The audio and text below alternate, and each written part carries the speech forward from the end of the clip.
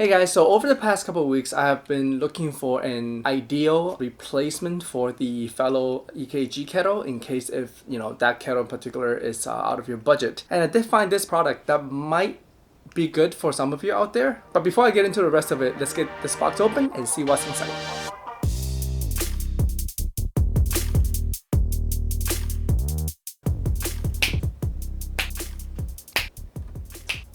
Alright, so the kettle that I have here is called the Willsence Barista Edition Pourover Kettle. First of all, this is not a sponsored video. The reason why I picked this particular product after looking through a couple, I guess some will call it like an off-brand, basically non-premium brand kettles, is that this kettle in particular have a very similar, at least to me, have a very similar aesthetic to the Fellow EKG. And I think for a lot of you guys out there that are looking for the Fellow EKG but think the Fellow EKG is too expensive, you probably want something that's a bit more aesthetically similar. So when I was looking through everything, this kettle kind of ticked a lot of the boxes that the EKG had. For example, you have the same amount of power, 1200 watts in this case. And in terms of volume, both kettles are very similar as well. The EKG is 0.9 liters. The Willsence is 0.8. It also have the timer function as well as the temperature hold function. Also, the shape of the kettle itself, as you will see in a bit, it actually also looks very similar. Anyways, so that's pretty much the reason that I picked this one. So let's get this open and see what's inside. So the box is actually a lot nicer than I anticipated, just because a lot of times I think some of the kettles out there might be very cheaply made, but in this particular case, we actually have this nice dark box with gold lettering with the brand on top. Alright, so let's get this open. Okay, so I guess the first thing that we have here is just a welcome card.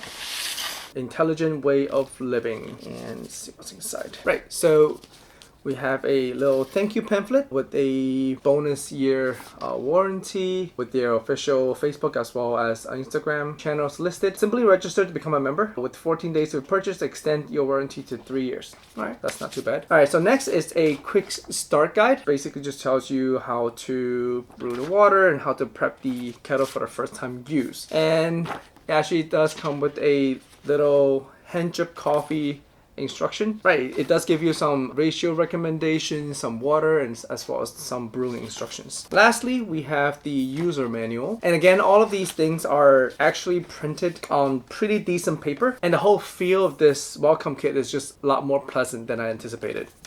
Alright, so let's set this aside. So next, what we have in the box is looks like a, you know what, I think it's linked to the bottom again, so let me just go ahead and pull this whole thing out.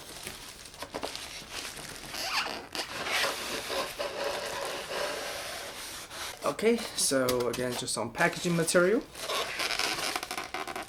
We have the kettle, and this looks like the lid and the stand. Alright, okay, so this is it. Okay, so first thing first, here we have the stand, and this is the lid.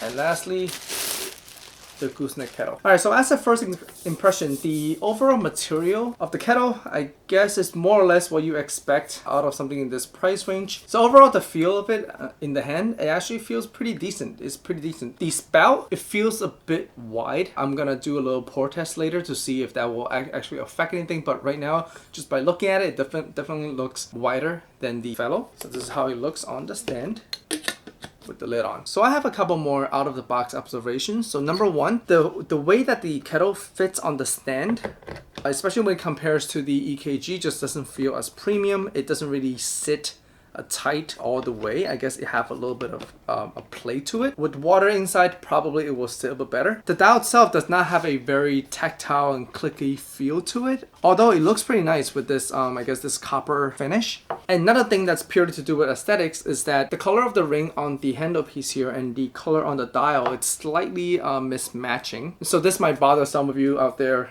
It certainly does bother me a little bit. Alright, so actually let me bring over the EKG so this way you have a better idea side to side.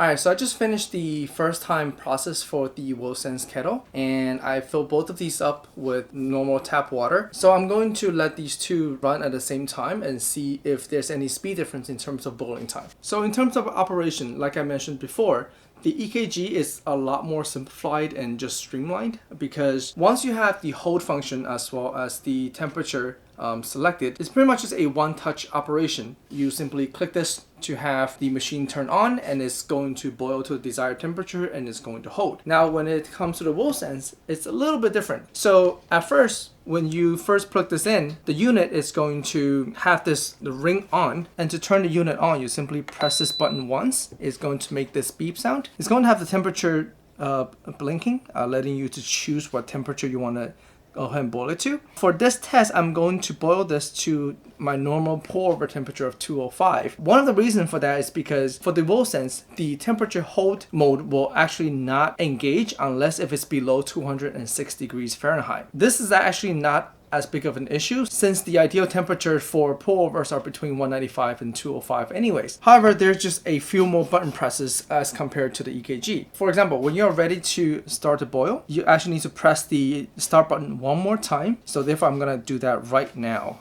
So I'm going to press the on as well as the start button on the Willsence at the same time. 1, 2, 3. And obviously I'm going to also adjust the temperature on the Fellow to 205 as well. All right, so I'm just going to go ahead and let this run through until they both reach the temperature.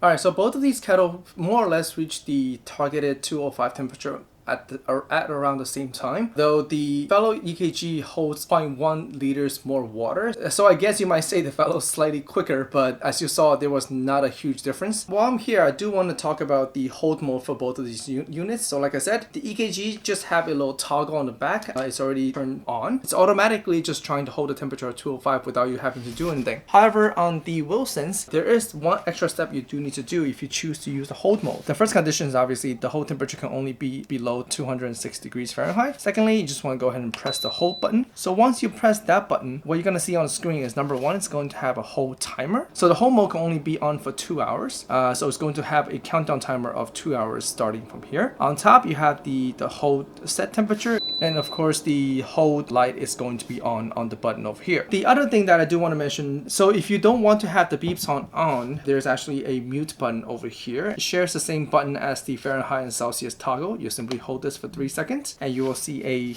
mute sign on the screen here showing that this is muted. I think for some of you guys that might let the kettle just sit there, you might want to leave the beeps on just to notify you that it's ready, but I just want to share that with you guys. So in terms of operation, I think you're gonna just get used to whichever unit that you are getting. I do find that the dedicated hold button on the front of the unit is kind of useful just because sometimes with the Fellow EKG, when I move this unit around on the counter, I flip the hold switch on the back by accident, and because it's on the back of the base, a lot of times I actually don't even notice that I turn it off by accident. So by having the button in the front, you'll actually know if this mode is on or not. The next thing when it comes to the hold mode is actually the sound. For the Fellow, there's actually no noticeable boiling sound as the coil turns on to reboil the water, or maybe it's doing something internally that's just holding the temperature much more efficiently. Now the Willsence, you will hear the coil come on whenever it's trying to catch up on the temperature. So you'll hear like a brief moment of boiling sound. But again, that's just some minor gripes. All right, so with the water boiled, the next thing I want to do is just compare the pour out of both of these kettles.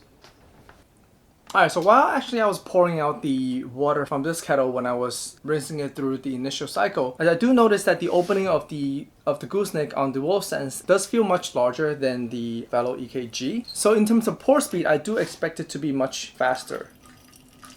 Yeah, the water flow is actually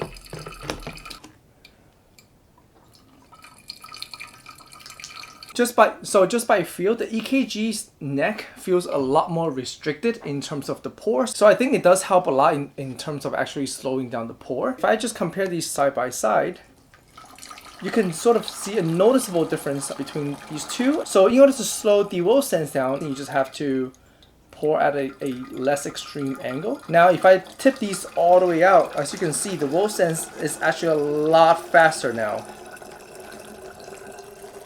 So I think when it comes to just pour-overs, the EKG does help a lot just by restricting the water flow from the spout. Whereas this is very similar to the manual kettle that I had before, where you just have to pay a lot more attention to, you know, how fast you're actually pouring. Some people might actually prefer the faster pour speed, or more like the more variation that you're able to achieve with this particular kettle's gooseneck. But for me personally, I do think the much slower pour on the EKG is a little bit better. Like I mentioned in the beginning of the video, this kettle does feel slightly less balanced in the hand when it compared to the EKG. It's just the overall shape of the kettle. For this kettle, everything just extends out a bit more, and due to the shape of this handle here, I'm not sure if you can really tell just by looking at the video, but this shape in the hand just naturally want to lean forward a lot more than the shape of the handle over here. With this handle shape, or just the overall design and the weight distribution of the EKG, it just feels a bit more balanced in the hand, and it's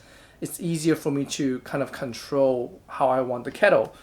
Whereas this just want to tilt forward naturally. Now the other thing, for good or for worse, about this kettle is that both of these does still have this annoying metal ring that's on here. So if you have watched my EKG review video, I did mention that this ring almost burned me a couple times. On the Willsence, this ring is also very hot. However, because of the way that the kettle is designed, like I said, it's just overall much more forward leaning. There's actually less of a chance for your thumb to get into the ring. So I don't know, for good or for worse, it's there. Overall, I want to test this kettle out over the next week. So hopefully I'll have a full review out in a week or two, just to let you guys know if this is definitely a worthy budget option over the EKG. For this video, I just wanted to give you guys a quick unboxing. You know what, I know I always say quick, but I know a lot of videos always turn out to be a bit longer, but I do think it's important for me to give you guys a bit more information on these videos, but just bear with me. Quick unboxing, as well as a first impression on this Willsence kettle, and of course to give you guys a reason on why I picked this one to test out versus all the other options that's on Amazon. Alright, thank you again for tuning in, and look forward to the full review. Lastly, if you're new to our channel, please take a moment and subscribe to us, and of course like the video if you find it to be helpful. As always, leave comments down below on any ideas or questions that you guys might have. That's it for this one. Bye.